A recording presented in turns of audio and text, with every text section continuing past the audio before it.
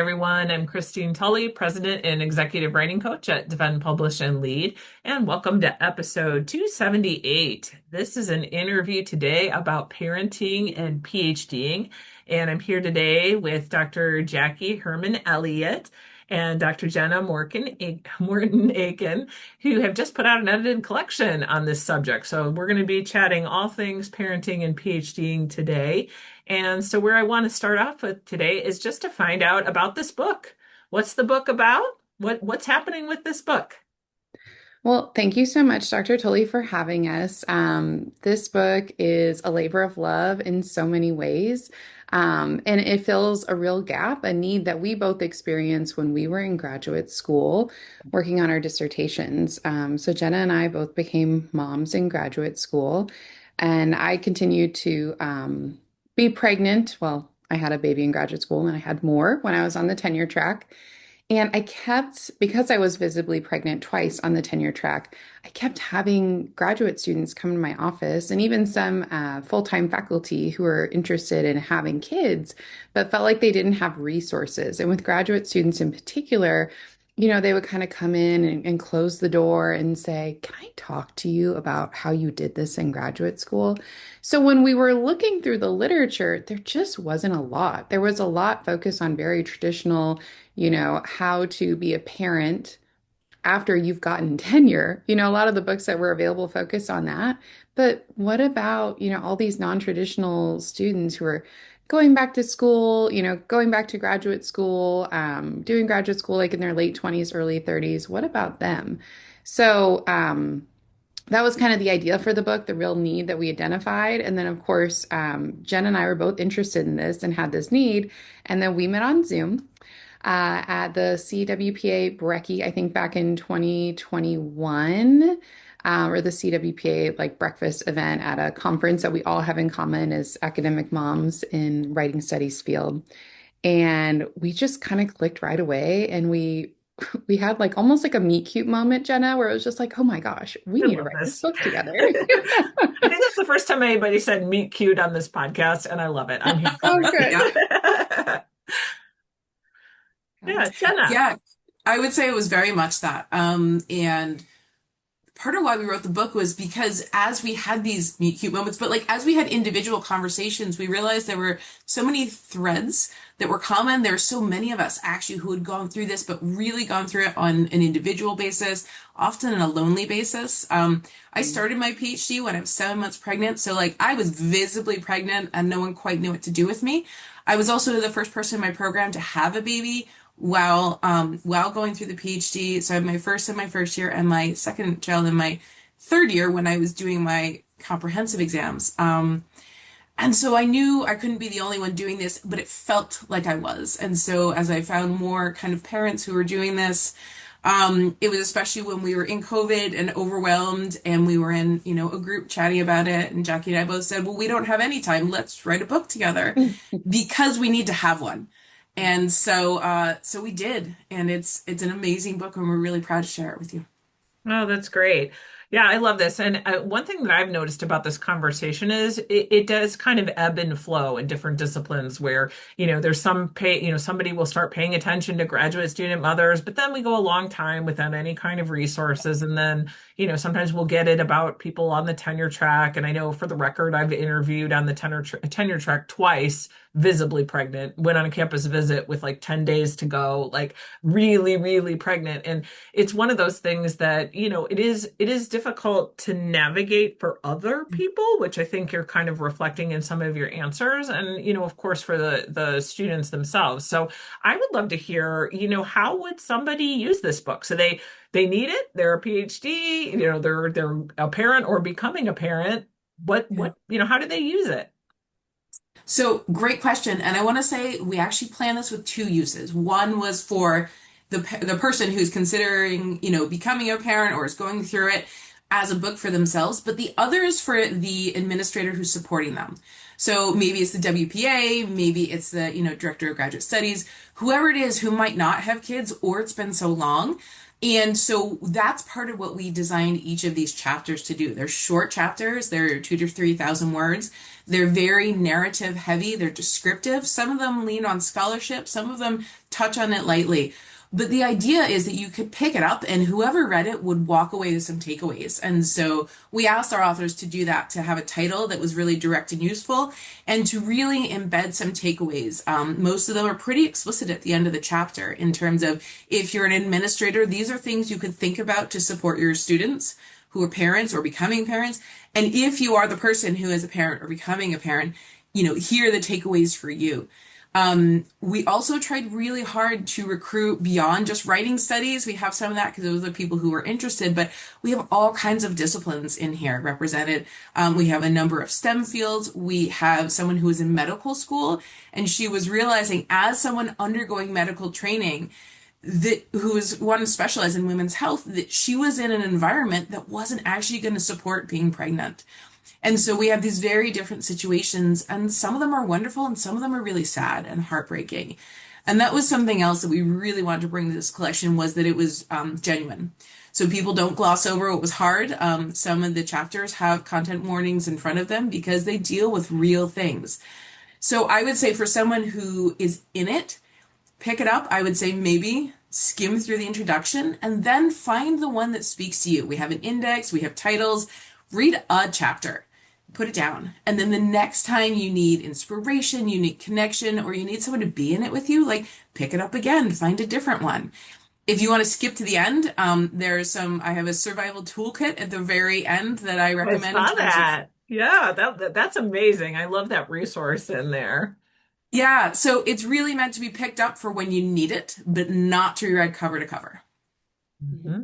Fair. Yeah, and I'll just add that a mutual colleague that we have, Christine Nancy Chick, she did something Yeah. with our faculty. Yeah, she's our executive director for the teaching center on campus, and she hosted a read around recently, which was really fun. We all picked like 1 or 2 chapters in this book, and then we came together and had a little book club. And I think this book, like the spirit and the intention, is really similar, right? So there are, as Jenna said, some really heavy chapters and topics in here, but you can also kind of discern from the little advice themed titles, some of them are kind of light and inspirational. Light might not be the best word, but I'm thinking of one of my favorite. I mean, they're all favorites. It's not Of like we course. can't pick a favorite child, right? But Danny or Danielle DeVosto, one of hers is it's toward the end, it's the last chapter. Leave a note, powering through an academic job market as a breastfeeding mom. Oh, it's so good. Like it Mhm. makes you feel so seen. And even if you weren't a breastfeeding mom, you read that chapter and the theme of notes, Yeah. it's really uplifting. Hmm. Yeah. No, I can't wait to get through it. And I know, somebody reading this that has children, I've definitely done, like I mentioned, job searches, pregnant, I've had children, throughout my whole academic career, and I've done a book on that. It's one of those things that I think just seeing it as a reader, kind of coming to it a few years out of it, I see that, this is one of the ways that you could do something like that, where, as you noted, some of these chapters maybe are a little bit more, not like you said, not lighthearted, but maybe a little bit more inspirational and just kind of depending where the PhD student is at the moment. Because, we know that it's different depending on what year you are in your PhD program, how much institutional support you have, who might be a mentor, where is a safe space, like all of those things. So I love that it's kind of covering the whole span of who might need it. Can I real quick say Yeah, of one thing course, though? It please, yeah. actually, your book, one of your books that I love that came out before was How Writing Faculty Write. Oh, thank you. That And was my dream project. I say that all the time.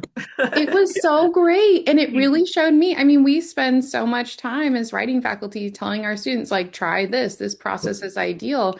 But it really revealed that everybody's different, right? And that was a book that you could kind of pick up, put down, and explore these different approaches to writing.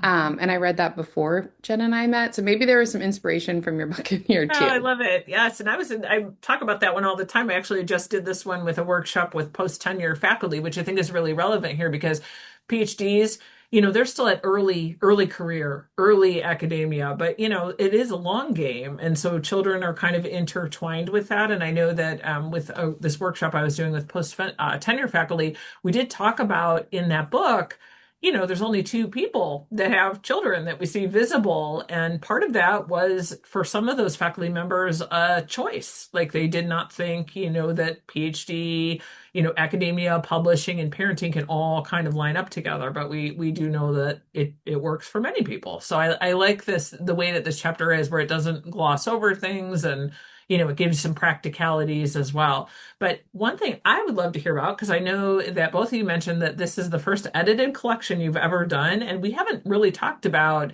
what it takes to do an edited collection other than maybe one or two episodes the whole time we've had this podcast, which is now almost 4 years old. So I would love to hear, what are some of the writing strategies you had? How did you put it together? What were some of the logistics of making this thing happen? It's a big collection. So I would love just to hear about some of the writing things and practicalities. It is really big. And that is because we had such a heart for every contribution that came across our desk. These stories were so inspiring, and we felt a responsibility. These authors reached out and invested time in kind of bearing their souls, and many of them being graduate students on the market. It was a bold and risky move, but we think it's paying off because we're still in touch with many of our authors and seeing them do great things. But there were a lot of chapters, and they were short chapters. So I think a lot of the standard advice might apply here, like divide and conquer. Jenna and I very much, we had Jenna authors, we had labels in our inbox, so we had our Mhm. Gmail for the project, and we had Jenna authors and Jackie authors. But then there would come a time where, we might be really struggling with the advice we give on the chapter. And so we would switch, and at different editing stages, we would say, okay, I'm going to read all the Jenna authors and you read all the Jackie authors. And I think that really helped. We were also really fortunate that we were able to secure a graduate research assistant, Dr. Juliet Holder, who is amazing. And she's going to Cal State Stanislaus soon and has a book coming out. I don't think I've told you this, Jenna, on her Oh, book, her dissertation project on Taylor Swift. Yeah. Feminist Revision Strategies is underway. It's been sent off to Bloomsbury Academic Press, and that'll be out next year, I think. Anyhow, she's fabulous. And so she really helped us keep us organized. So if there are any institutional friends or even, graduate students who need like an internship, right? mm. It's such a good opportunity for them to apprentice and learn. And I think that really helped.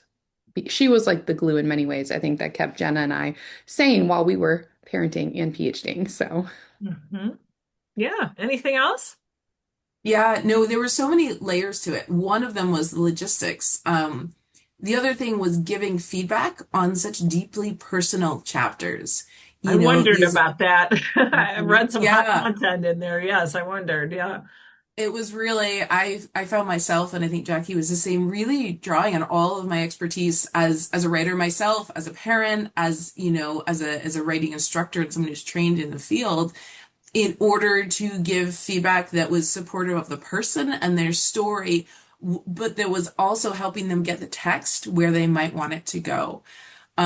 So yeah, those, we did multiple rounds of feedback. People submitted, for the call, and then we did 2 or 3 robust rounds of feedback. And that could be really heavy sometimes. It was great work, but there are chapters that had us in tears. And I so that was bet. part of it as well, was the emotional labor along with the intellectual labor, along with the kind of technical logistics labor. Hmm. Yeah, no, I appreciate that because I think these projects that really have this personal connection. I mean, they do take that emotional toll when you think about some of the things that you're coming across. So it's not just I'm just going to buckle down and work on this and produce this edited collection. It means like so many other things. So I'm glad you captured that. And I also think especially after reading the introduction, kind of seeing like the strategies for laying it out, just as a reader coming across it. You both of you have this really great authentic voice and kind of saying, while we've experienced this, we don't know all the answers. Our voices are part of this larger collection of all these other ranges of experiences. I also noticed, that you had a father in there. Or you may have had more than one, but Yeah. I do want to say that for our academic fathers out there, there is definitely some content for you. I saw in there, I just started, kind of working through some of these essays, but I think that was a nice touch because sometimes this is categorized as, this is a woman's problem, because they bear the children. But, we all know that that's not the case. We certainly have many, PhD fathers that have to deal with some of these issues as well. That's one of my favorite titles, was one of Jackie's chapters. That's Go the F to Disney World. And it's a great chapter, but it's by one of the dads. And Yeah. so, yeah, we have a number of fathers in it. We have queer parents, we have, parents of color, and we have people who struggled with infertility, people who wanted to be parents but couldn't be, and people who, became parents through adoption and fostering. So we really tried to invite, because the idea is that this is starting conversations. It is not answers. It is starting conversations. So we wanted to have as many folks represented in their experiences as we could. Yeah, no, it's really amazing because I like too that the chapters are in conversation with each other, that there's multiple ways to do this, and so much of us already get narratives. There's sort of the perfect mom parent, or there's a perfect academic where maybe your children are not seen. For example, I remember one time on the when I was still in beef, I was on the tenure track. I was a couple years in, and I got pregnant like when my tenure application got submitted. Purposely waited because I was like, I'm going to wait to get tenure before I start a family, and I kind of gambled to do it. But I also know then, even then, I still waited forever to tell anybody I was pregnant. I waited a really long time until I couldn't pull it off anymore. And it's just like the culture of that is really kind of, it's unsatisfying, but it's also kind of sad in a way that, this is how it is. And so I really like that those negotiations about being visible and how much you're talking about parenting and how present it is, because we've all been to an academic conference where people bring children and they're like, I'm a parent, this is what's going on right now. But then we've also been to conferences where people purposely kind of play down that aspect. And the other thing I liked about the collection and the essays I've read so far is that people are doing this in various ways. Like there's not a right answer. We all have different like kind of safe spaces where we can reveal some of that, and other spaces where we're more like challenged to do it, but we're going to do it anyway. So just such great collection. I know that our episodes are short and we are getting close to running out of time, but one thing I would love to know, because you're both academic parents, and this question has been on my mind as long as I've been a parent. I now have, my youngest is now 15, so not so much of a concern for me now, but I would love to know what you're doing with your children this summer. This is something that comes up with a lot of our academic parents, where the semester ends, school ends, and then you still want to get some work done over the summer. So what are some ways that you two are navigating that? How are you working around those kinds of issues? For me, it's all the camps, and it really always has been. My kids were in year-round daycare because I was a graduate student, and so I balance those things. But they've been in daycare since they were infants. They were in our local, we had a great town daycare, sorry, not daycare, summer program. Once they aged out of that, we're now in the very expensive multiple camps, multiple weeks. So, we have the spreadsheet, as you might imagine, with Yep. everything color coded. But that's how we survive. And I'm in a year-round position, so I have some flexibility, but I'm still expected to be on campus days. So, all the camps, all the time. Yep. Jackie? I'm similar but different. I was actually, as you were describing yours, Jen, I was thinking about another chapter in the collection called Cobble Together the Village by Calvin Olson, where he talks about Yeah. childcare, and that's what my summer looks like. So I am going to be getting as much in as I can in May when the kids are still in school. And then I'm fortunate in that my husband is a high school history teacher here in Texas and also a tennis coach. So he's got some flexibility in his summers to help, but the kids are going to do some summer camps for a little bit. And then we're doing something kind of wild and different for us.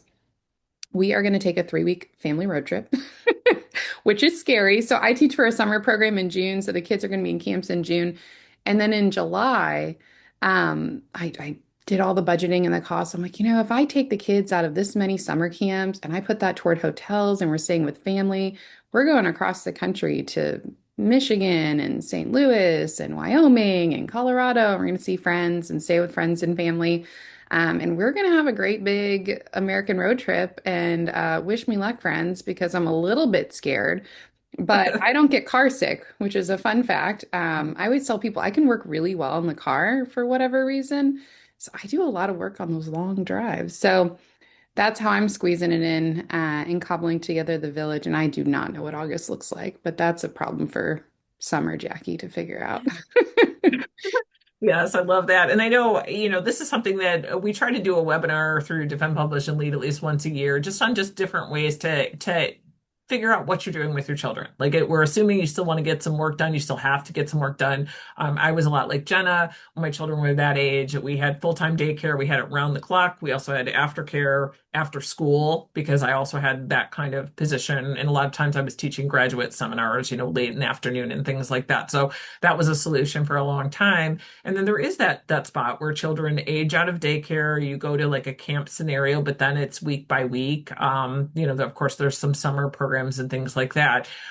Just for people that are wondering, well, what do you do with children at home? And I'm sure that we can find some of these things in the book that you've written. But, one other thing that we do know about just in general with children, they get bigger. What worked last summer might not work this summer. That camp that was amazing, now they're totally bored. And so all of our academic parents out there, one of the things, especially for these parents that are PhDs, especially new parents, it is something to think about, like how it lines up with the academic schedule. And I can't remember whose essay in there. Somebody did talk a little bit about just like how sometimes kids stuff and academic stuff does not line up well together. And summer sometimes is one of those times. So I'm glad that was kind of approached in there just in general, like timeline and all that.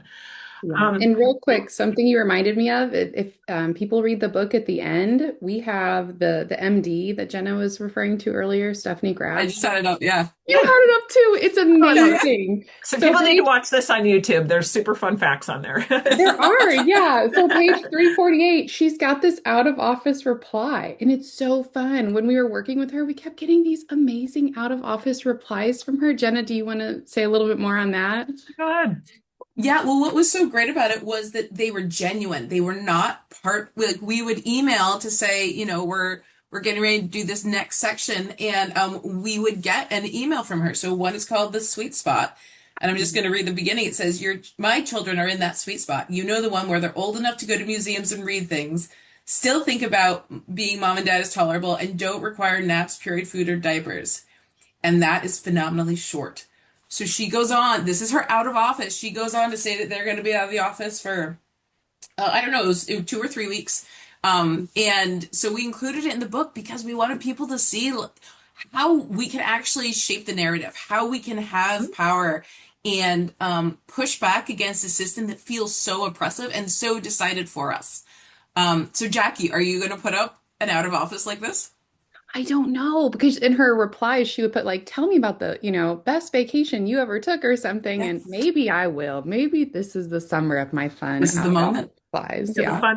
I'm totally going to email you just to get one of those. Yeah. right? Yeah. Oh, I love it. Well, I appreciate both of you coming on the podcast today and talking with us about parenting and PhD or parenting while PhDing. That is published by Rutgers University Press. We will put a link to it in our show notes. So I encourage you to check it out. And yeah, we love having you guys on. Thanks for being with us today. Thank you so Thank much. you. This is great. All right. Happy writing this week, everybody. We'll see you again for another episode next week on Defend, Publish, and Lead.